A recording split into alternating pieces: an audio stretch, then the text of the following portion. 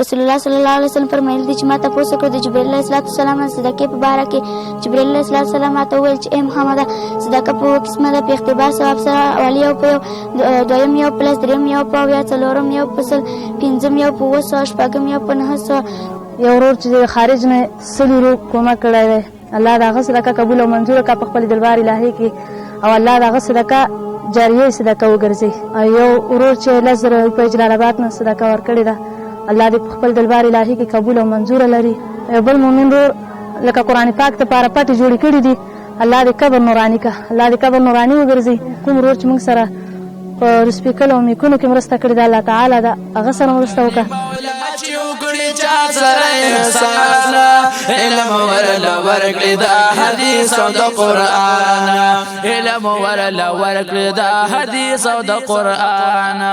علم ورلا ورکړي جوړ د خاورو ناصر زر شي، علم ورلا ورکړي جوړ د خاورو د المقدس سیره بنسټ قدرمن لیدونکو یو ځل بیا سلامونه، نیکې هیلې احترامات درته وایم.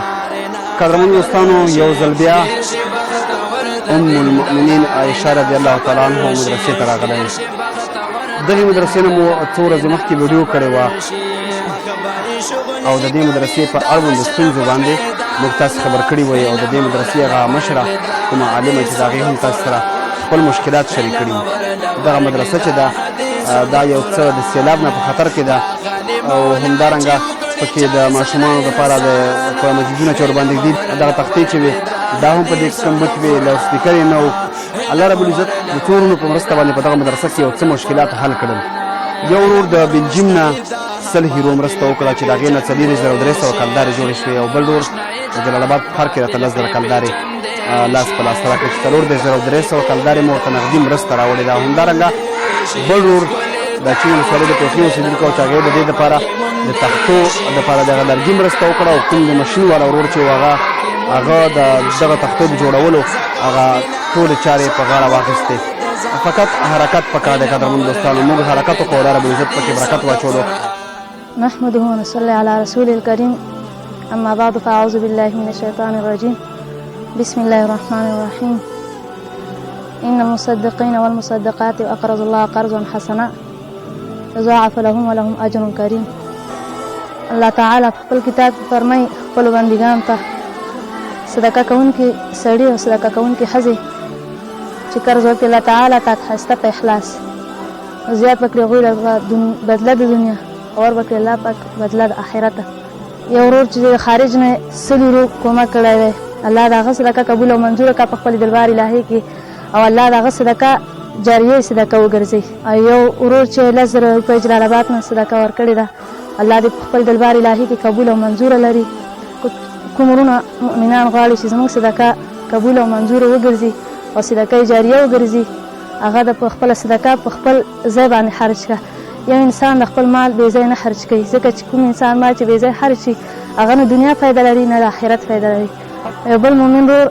لکه قرآن پاک دپاره پټې جوړې کړي دي، الله دې قبر نوراني کړه، او چې څه قسمه حاجت کې دا پټه جوړه کړې ده، قرآن اسباب یې جوړ کړي دي، الله د قبر ښایسته کېدو ذریعه وګرځي، او الله تعالی دا پټې جوړېده د خوشحالۍ اسباب جوړ کړه. چې کوم ورور چې موږ سره په رسپیکل او میکونو کې مرسته کړې ده، الله تعالی د هغه سره مرسته وکړه، او چې چا موږ سره فعلي مرسته کړې ده، بدني مرسته را سره کړې ده، قولي مرسته را سره کړې ده،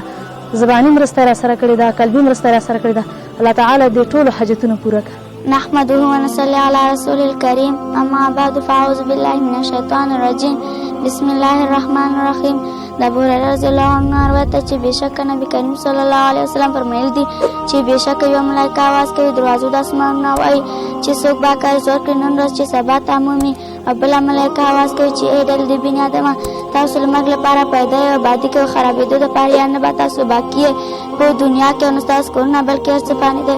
رسول الله صلی الله علیه وسلم فرمایلي دي چې ما تاسو کړو د جبرئیل علیه السلام نه صدقې په باره کې. جبرئیل علیه السلام راته وویل چې ای محمده صدقه په اووه قسمه ده، په اختبار ثواب سره، اول یو په یو، دویم یو پلس، دریم یو په اویا، څلورم یو په سل، پنځم یو په اووه سوه، شپږم یو په نهه سوه، اووم یو په نهه لکه. بېشکه صدقه کوونکي سړي صدقه کوونکي ښځې به الله جل جلاله جنت ته داخل کړي. واخر دعوانا الحمدلله رب العالمین. هغه ورور چې دغه 100 یورو مرسته یې کړې وه، دغسې د نورې هم د 100، 200 یا 300 یا 400، 500 زرو پورې هیرو د ده نه د میاشتې یا په 2 میاشتو کې په قسم شیانو کې ځي فضول مصرفونه وي هغه فضول مصرف په دې ته یو ځای هم ونه نسي خو دغه 100 یورو چې در ځای ته راولګېدلی کېدای شي چې همدغه د 100 یورو مرسته یې د جهنم د اور نه بچ کړي همدارنګه هغه ورور چې 10,000 کلدارې راولګېدلی دې ورور نه به هم دغسې ډېرې روپۍ نورې تللي وي خو دغه 10,000 روپۍ چې دغلته ورته ځای ونیوه نو دغسې ځای به ورته نورې روپۍ ونه نسي نور نه هم تاسو فکر وکړئ د ځان سره څومره فضول مصرفونه موږ او تاسې کوو او پیسې رانه په ځي خو الله ورباندې الټه ګنهګارېږو خپله دنیا مو خپله مو ګټلې وي په خپلو خولو مو ګټلې وي خو ورباندې الټه ګنهګارېږو نو قدرمنو دوستانو د دغو څو ورونو په څېر نورې مرستې هم زموږ سره وکړئ چې موږ یې دغسې لاس په لاس دغه مدرسې ته راوړو دغه د 2 ورونو مرسته وه چې موږ دې مدرسې ته راوړه 4,300 کلدارې 10,000 بل ډور مرسته وه چې 4,000 او 300 کلدارې مرسته شوه نو په دې باندې په دغه مدرسه کې موږ غواړو چې یو څه کار روان کړو بیا به هم راشو ویډیو به وکړو په تاسې به یې وګورو چې کوم کارونه پکې کم بوتو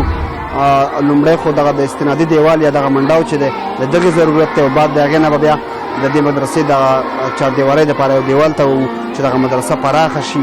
ځکه دغه کې ډېر په سلګونو ماشومان دي پکې همدارنګه پیغلې زنانه دي په کورونو کې خپل بچیان پرېږدي خپل فامیل پرېږدي راشي دغلته د قرآن درس ته ناستې وي نو ډېره غټه خبره ده چې زنانه مو د دین په رڼا کې خپل اولاد راستر کړي خپل او بچي را غټ کړي او دوی هم د دیني علم پوهه ترلاسه کړي نو ډېره د خوشحالۍ خبره ده بیا مرستې زموږ سره وکړئ موږ به یې لاس په لاس دغسې اړمنو ځایونو ته رسوو